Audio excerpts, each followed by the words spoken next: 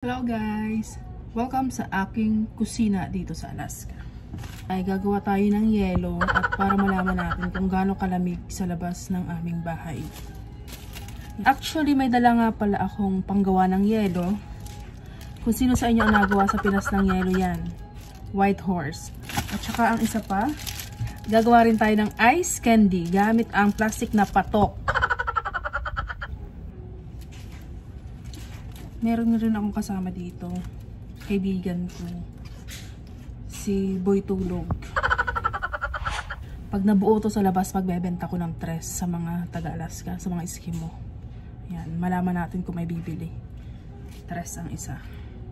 At least mas mura pa rin kahit paano sa Pinas. Kasi sa pagkakaalam ko sa tindahan namin, ang benta 5 piso isa. Kasi marami sa mga kaibigan ko na nagtatanong kung gaano nga ba talaga kalamig dito sa Alaska. So titignan natin sa pamamagitan ng paggawa ng yelo sa. Tapos ilalagay natin sa labas. Yung una hindi ko alam po anong tawag dun sa unahan ng bahay namin. Porch pala yun. Siyempre sanay na sanay tayong gumawa ng yelo. Kasi ito yung extra ko dati nung nasa Pilipinas pa ako. Pagsapit ng December at bakasyon. Yan. Gagawa na tayo ng yelo. Para pagtungtong ng 24, madami nang bibiling mga kapitbahay. Kasi nagkakaabuso ng yelo eh. Sa mga panahon ganun. Ayan. Pag nabuo, tres ang isa. So ngayon, gagawa naman ako ng ice candy gamit ang patok. Free din ito nung bumili ako ng tang sa JV Family Mart. Diba? Gusto sana pwede dito magbenta. Gusto magbenta sa classroom. Kaya ng bawal. Hi nga para kay Marilyn. Yan. Ikaw naalala ko dito sa ice candy. Kasi super sipag mo. Alam mo yun. Meron na tayong 2 ice candy. Pwede na siguro dito 2 isa. Dito natin ilalagay.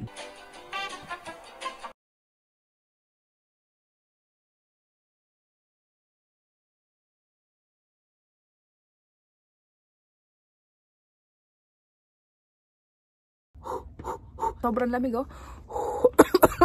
Naksok. Oh, parang nagve-vape. Ayan, iwanan natin dito sa class. So, see you tomorrow. Good morning guys. So, ngayon check natin kung nabuo nga ba yung ginawa kong yelo at ice candy kagabi. Pag nabuo yun, Diyos mio, baka dito na ako yumaman sa pagbebenta ng yelo at ice candy. May pinto kami dito. Yan, pinto. Tapos, meron pa uling isang pinto. Dalawang pinto, besh. Ang lamig na yung araw na to ah.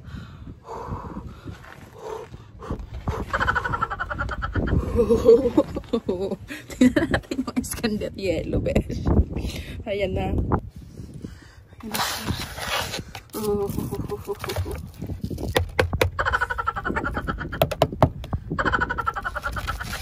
Ayan ang yelo. Ang ganda ng pagkakabuo. Clear na clear.